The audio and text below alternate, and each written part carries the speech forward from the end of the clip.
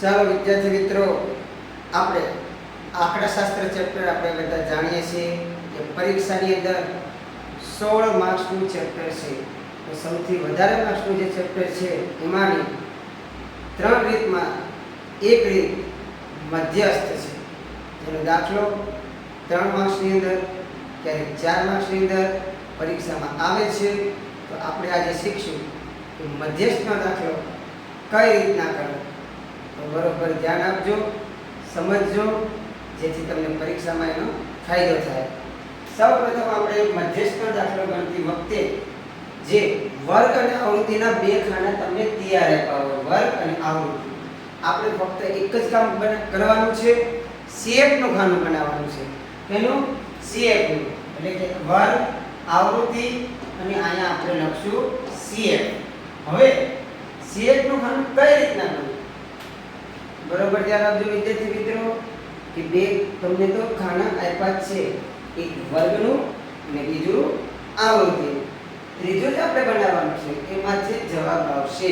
અને CF નું ખાનું important છે, બે આપ્યા હોય આપણે ફક્ત 3 જ ટેબલ બનાવવાના છે. તો કઈ રીતના CF નું ખાનું બને છે, બરોબર ધ્યાન આપજો. પેલા જે કિંમત આપી હોય આવૃત્તિની 4, તો 4 મૂકી દેવાના.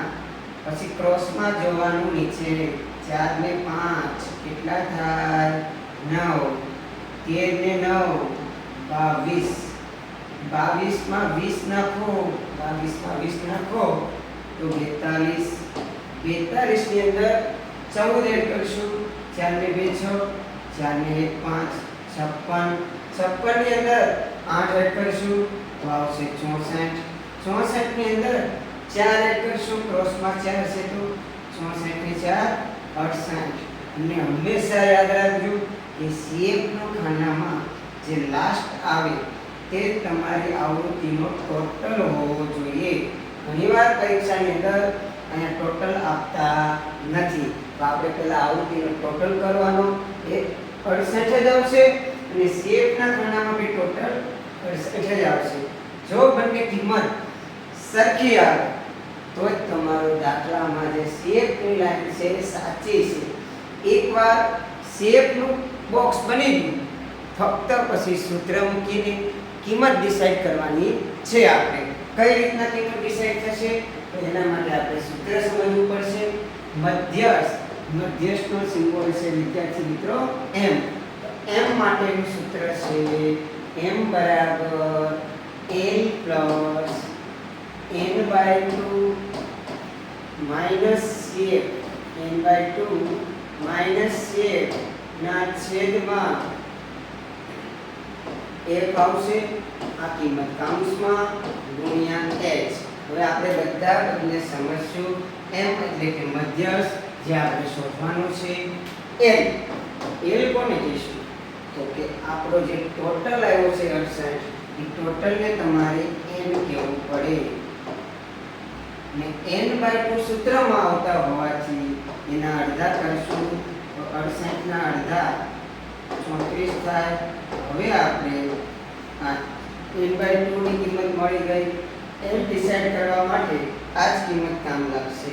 કઈ રીતના કામ લાગશે, તો 34 કરતા થોડીક મોટી કિંમત, 34 કરતા મોટી કિંમત CF ના ખાનામાં કોણ છે, 22 તો નાના છે, 42 મોટા છે. તો જે 34 કરતા કિંમત મોટી હોય ત્યાં આપણે બોક્સ કરી દેવાનું.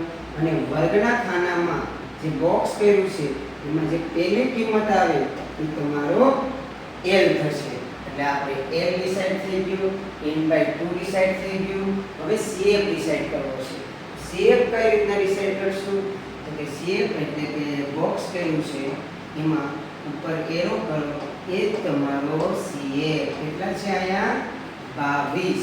તો CF ની કિંમત 22 મૂકશું, કેમ કે CF ની કિંમત CF માંથી જ મળે. આગળ F. F એટલે શું, તો કે આવૃત્તિની અંદર કોઈ એક વેલ્યુ લેવાની છે. કઈ વેલ્યુ લેશું, જે આપણે બોક્સ કર્યું છે. તો આવૃત્તિમાં બોક્સમાં કેટલા આવે છે, 20, તો અહીંયા 20 આવશે. H એટલે કે આ વર્ગની અંદર 65 થી 85, 85 થી 105, આ ગેપ કેટલાનો છે વિચારો.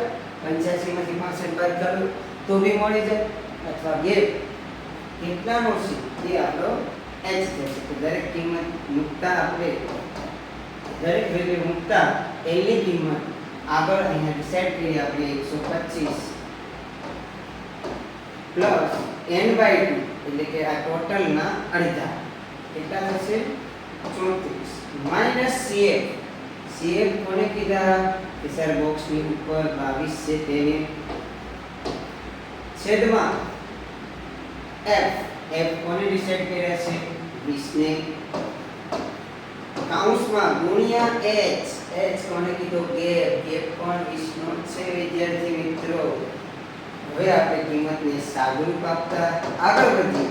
125 ના 125 પ્લસ 34 માંથી 22 કેમ બાદ કરશું? 4 માંથી 2 જાય તો 2, 3 માંથી 2 જાય તો 1, નીચે 20, અહીંયા 20, આ 20 ગુણાકારમાં આ 20 ભાગાકારમાં ઉડી જાય તો વધે આપણી પાસે કિંમત 125 વત્તા 12. 125 માં 12 એડ કરો તો 5 ને 2 7, 2 ને 3 અને ત્રીજો સિંગલ છે એટલે 1 નો 1.